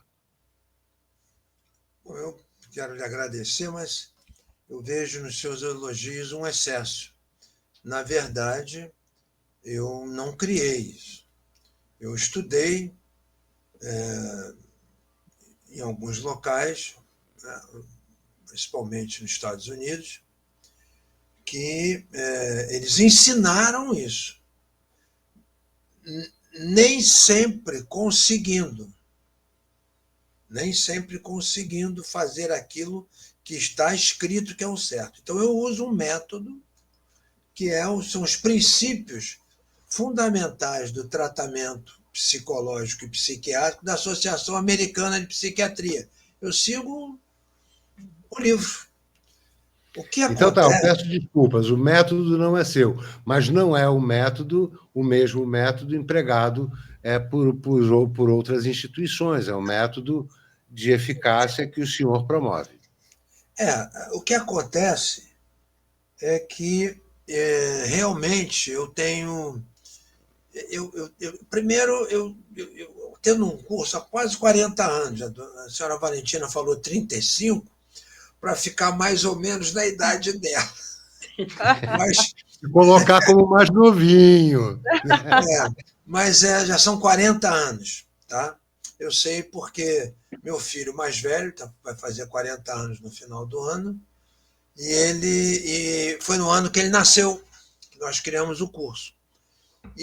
Então, todos eles foram alunos, né? Todas as pessoas que trabalham na clínica são alunos. Então, existe um corpo de pessoas que se dedicam muito, entendeu? Então, algumas dessas coisas, por exemplo, eu vi nos Estados Unidos, num local chamado Daytop Village, um centro de recuperação no estado de Nova York, chamado Daytop Village, que tem filiais em Portugal, até no Brasil tem alguns seguidores, em que eles preparavam os adolescentes não para os grupos de mútua ajuda, alcoólicos anônimos, narcóticos anônimos, preparavam para a profissão. Então, o tratamento era um método profissionalizante. Também, neste local, eu fui treinar especificamente num lugar chamado Manor House, que é uma fazenda enorme, né? E no local onde eu estava só existiam pessoas cumprindo pena, que o juiz dava o direito, tá? Ou seja, internação compulsória, o juiz dava o direito da pessoa se tratar e diminuir a pena. Então eu fiquei internado lá junto, né, treinando, com pessoas que tinham que se recuperar, senão iam para a cadeia. Então eu percebi como é que funciona a pressão. Então fui percebendo essas coisas e fui procurando adaptar. Então a verdade é que temos alguma diferença, mas eu percebo que a maioria dos locais, no Brasil, por exemplo, no Rio de Janeiro, então, quase todos os centros de tratamento, as clínicas, têm ex-alunos nossos, o que me dá uma alegria muito grande. É mais ou menos como a torcida do Fluminense vibrou com o gol do João Pedro contra o Fluminense, né? O João Pedro jogando no time adversário, Chelsea, né? Chelsea, agora na Copa do Mundo de futebol, o Fluminense perdeu com 2 gols do João Pedro, se eu não me engano. E ele não vibrou muito por respeito, e a torcida do Fluminense gostou, falou, já que a gente tem que perder, vamos perder para alguém que foi cria da casa, né? Então, na medicina não tem isso, né, de vencer uma clínica ganhar da outra, porque é medicina, você quer o bem, você quer acertar, então quer fazer o bem. Então, existe uma dedicação muito grande desse grupo de alunos, não só na nossa clínica, como em outras. Tá? E Agora, nós realmente temos o quê? Um trabalho que não se altera. Então, eu tenho a felicidade de estar conseguindo alguma coerência. É método, isso é metodologia. É metodologia. É metodologia. Eu tenho um método de aplicar isso. Por exemplo, aqui e agora, este método está acontecendo. Porque o Zico, que é um ídolo meu de futebol, né? O Cristiano Ronaldo é diferente, né? O Cristiano Ronaldo já tem idade, mas ainda continua sendo craque. Eu já não tenho mais jeito para fazer gol assim, igual o Cristiano Ronaldo. Então eu tenho que jogar mais no meio de campo e tenho que me cercar dessas pessoas maravilhosas que estão aqui, né? Tocando o barco junto. E aí nós vamos conseguindo estender um pouco mais o nosso trabalho. O que acontece é que nós temos não só a metodologia, nós temos um interesse humano. Nós somos pessoas envolvidas nisso. Hoje mesmo, ontem eu falei com um paciente que está internado, eu encontrei com ele hoje de novo, e ele me falou que tinha velejado num local chamado Huntington Beach, na Califórnia. E ele, ao falar isso, eu disse, meu Deus do céu, aos 15 anos de idade, eu com 15 e meu amigo também tinha 15, ele morreu de overdose em Huntington Beach, na Califórnia. E isso me marcou profundamente. Entendeu? Então eu fiquei ligado a isso. Eu sou uma pessoa ligada a essa dor. É uma coisa que é um sentimento de que eu tenho que ajudar. Porque, de alguma forma, eu fui preservado disso tudo. Compreendeu? Eu fui preservado disso. Por parte da minha história. Mas eu estou falando de mim, vamos voltar aqui para a medicina. Então, a medicina, ela precisa cuidar do corpo e da mente. Existe um livro que eu lia muito, em 1980, foi quando ele saiu em português, chamado Médico de Corpo e de Almas, ou Médico do Corpo e das Almas, que é a história de São Lucas.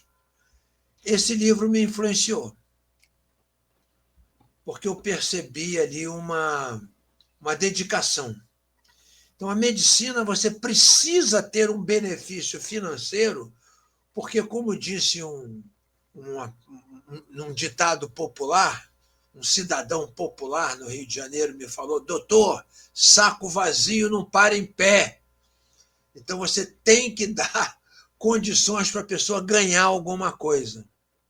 E, por outro lado, saco muito cheio não dobra. Se você acumula demais, você fica engessado, duro. Você precisa encontrar o meio termo entre o bem material e o bem espiritual. E não me aprofundarei hoje nesta palavra. Chegamos ao seu método próprio, que é, inclusive, um método de ensino de pessoas que vão entender como funciona o problema da drogadição e que vão ser, amanhã, responsáveis dentro das suas casas, das suas comunidades e até, provavelmente, quem sabe, dentro da própria clínica, tendo oportunidades. Então, quando eu disse de método próprio, não o método do ato médico, mas sim esse seu método global de abordagem, inclusive de dar a oportunidade de que pacientes evoluam e possam começar a prestar serviço dentro da clínica, gerando, assim, através desse método, a oportunidade de pessoas conseguirem mudar de vida, enxergarem um novo horizonte, um horizonte que não havia até então. Porque muitos desses entram nesse buraco, né, que parece que não tem fundo, por falta de perspectiva. Então, o seu método é esse, além de cuidar dentro da medicina, de tudo que o senhor aprendeu, é o método dessa abordagem mais ampla, que gera, inclusive, a oportunidade de evolução profissional, além, claro, da evolução pessoal de cada um. Mas eu preciso voltar para a senhora Valentina, porque daqui a pouco ela vai ficar braba comigo. Tem uma série... E fica, né? O senhor está assim... Não. Não, de modo algum. É difícil. Ela é uma internacionalista autêntica. Ela quer intervir. Como ela falou, olha, ela analisa a circunstância. Isso é muito importante no treinamento e na prática do tratamento, porque nós precisamos analisar aquilo que está sendo trazido. Mas, dona Valentina, o senhor Fernando chamou que a senhora tem que entrar em campo. Bom, então, doutora Valentina, senhora Valentina, já que a senhora analisa e tem esse senso, esse olhar, no mínimo de 180, toda a visão periférica, uma visão aguçada, com centro e foco em tudo que está fazendo, eu queria te fazer uma pergunta. Foi o nosso primeiro programa, já estamos a 1h40, passa rápido, não é? Estamos a 1h40. A senhora só fez 5 de um monte de outras perguntas que gostaria, então queria a sua análise sobre essa nossa tentativa, essa nossa proposta de colocar semanalmente o programa junto com o Dr. Jorge Jaber e o corpo clínico e técnico da Clínica Jorge Jaber para fazer um programa e trazer mais informações para o público. Analise. Olha, senhor Fernando, agradeço, mas assim, fazendo uma análise bem rápida e bem sucinta, né, desse cenário e de tudo que foi abordado aqui hoje, eu acredito que nós temos muito para contribuir, muito para ensinar e também aprender, né, uns com os outros diariamente. Então, nós devemos continuar, porque é fundamental que a gente passe e advogue, né, essa mensagem de que nós precisamos ser multiplicadores de um tratamento que nós vivemos na prática diariamente e que nós somos testemunhas de que funciona. Funciona. A programação, está ali todo dia com a sua equipe, ouvindo as histórias dos pacientes, acompanhando os mesmos nos grupos, enfim, e nós reunindo tanto pacientes que têm transtornos psiquiátricos com pacientes que são dependentes químicos e ambos, né, que apresentam a patologia dual, que futuramente nós veremos aqui, né, nesse programa. É maravilhoso a gente ver a integração e a gente vê a dedicação de todos os profissionais, né, da clínica diariamente, né? Então, nós desejamos continuar e passar essa mensagem para todas as pessoas possíveis que existe tratamento, busque ajuda, buscar ajuda, a gente não tem que ter vergonha de buscar ajuda, toda ajuda é necessária. Então, é isso que eu vivencio na clínica diariamente, então é isso que eu gostaria de transmitir para as pessoas que estão assistindo a gente, que é muito bom, é muito acolhedor. Então, tudo que eu recebo, todo o conhecimento, a gente tem uma equipe boa que pode transmitir um conhecimento para o mundo. A gente já faz isso no nosso curso, que as aulas são gratuitas, mas a gente deseja expandir isso, porque todas as pessoas precisam ter acesso a um bom conhecimento. É isso. Exatamente. Tudo que a senhora colocou é muito importante. E vamos lembrar das nossas primeiras conversas e tratativas com o Dr. Jorge Jaber. Vamos fazer uma entrevista e ficou evidenciado logo de cara que não era para fazer uma entrevista, que era para fazer uma série, um programa em série, porque o assunto é vasto. Olha, não falamos nada sobre a visita de vocês e a defesa das teses e de todo o processo da Clínica Jorge Jaber na ONU. Quantas coisas! Falar especificamente sobre o alcoolismo, falar especificamente sobre a codependência. Nós temos aí um vasto material para ser abordado, material de interesse público. E esse programa eu fico feliz porque eu sei que o Dr. Jorge Jaber já aceitou o desafio de estarmos aqui juntos todas as quintas-feiras, começando às 8h30 o programa Nossa Saúde, aqui no canal Intercontinental. Doutora Paula, eu queria lhe agradecer muito, muito, muito pela participação. A senhora engrandece todos os programas, certamente engrandecerá a todos pela sua dedicação, pelo seu conhecimento e, principalmente, eu sei do que eu estou falando, a forma que a senhora profissionalmente se entrega ao trabalho. A senhora não tem um trabalho, uma profissão. A senhora tem uma missão. E outra missão agora, estar aqui no canal Intercontinental, de preferência todas as quintas-feiras, junto conosco. Bom, será uma honra. Eu amei esse encontro, de verdade, estou muito feliz. Acho que temos muito realmente o que conversar, o que levar de informação, como a senhora Valentina trouxe. Eu queria só fazer uma brincadeira, né? Desse lado analítico dela. Vocês não têm noção o que é viajar para fora do país com uma internacionalista com essa capacidade toda de análise. Assim, eu vou com tudo resolvido, porque ela é incrível, é realmente minha parceira. E, claro, né, meu mentor, meu mestre, Dr. Jorge Jábio. Então, é uma honra poder dividir essas informações, esses aprendizados, e falar sobre saúde. Né? Estamos aqui para falar e batalhar sobre a saúde. Eu realmente respiro isso e sinto como uma missão. Então, muito grata por esse momento. E a todo mundo que está nos assistindo, vejam bem, eu gostaria de convidar a todos que entrassem em todos os perfis da Clínica Jorge Jáber.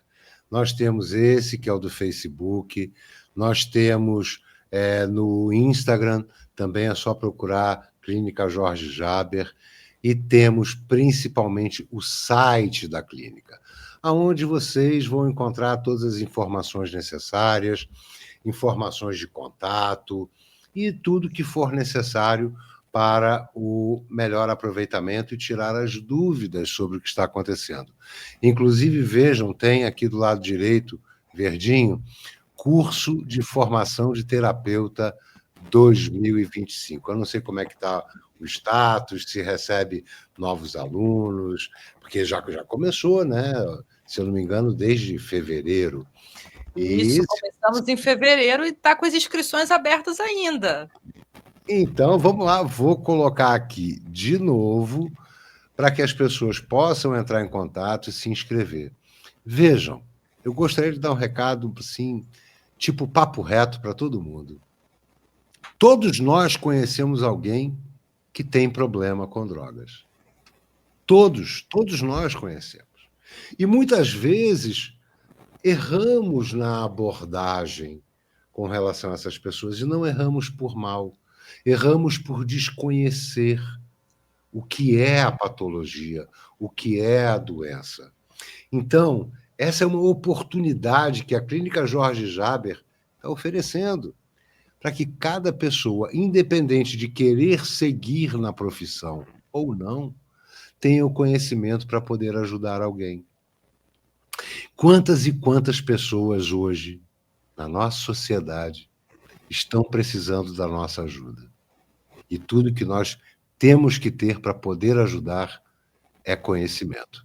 E todo esse conhecimento é passado pela Clínica Jorge Jáber, com essa equipe maravilhosa, multidisciplinar e que, de verdade, entrega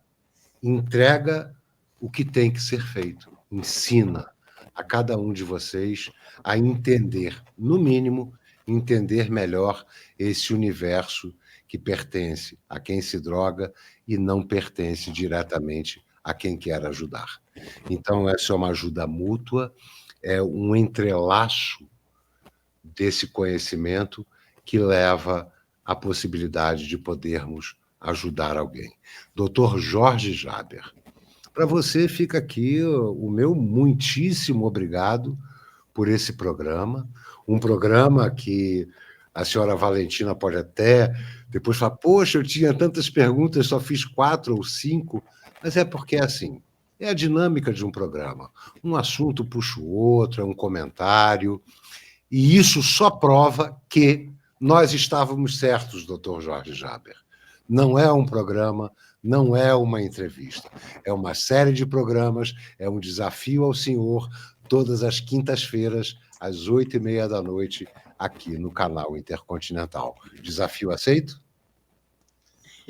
Bom, agradeço muito, não é um desafio, é uma convocação. Então, me convocou, eu vou entrar em campo para jogar. Eu quero agradecer a oportunidade, viu? É uma alegria muito grande. Eu já filmei um pouquinho o que está se passando aqui, poucas cenas, já mandei para a equipe que está nos acompanhando, mandei o filmezinho mostrando, está todo mundo já elogiando, todo mundo já querendo curtir o programa. Então, agradeço muito e espero que continuemos juntos, ajudando muita gente. Toda vez que eu vou entrar, eu fico nervoso quando vou fazer uma entrevista, mesmo já com alguma experiência, eu fico tenso. Mas aí eu peço ajuda para que o que eu fale possa servir para ajudar alguém. Então é isso que vale a pena. E, no mais, boa noite a todos.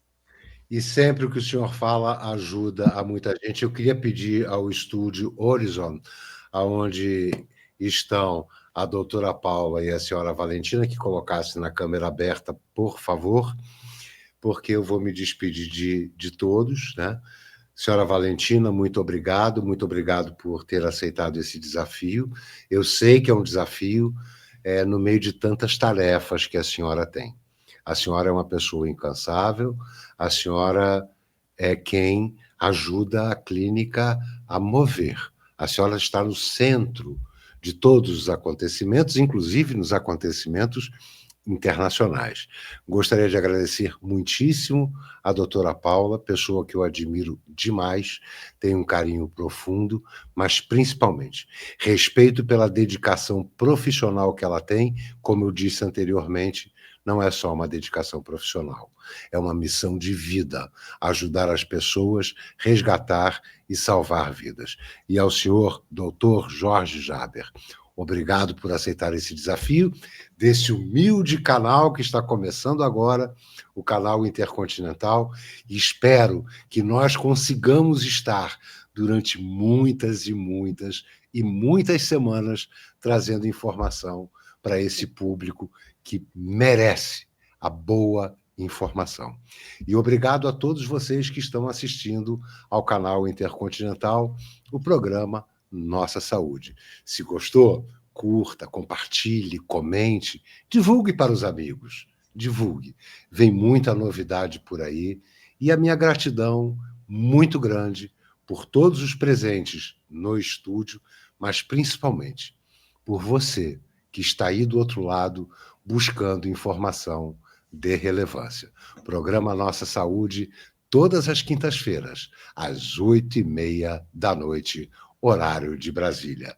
Muito obrigado a todos. Eu só peço nesse momento, eu vou sair do estúdio, peço que dona Valentina, doutora Paula e doutor Jorge não saiam, é simplesmente a conclusão da exibição.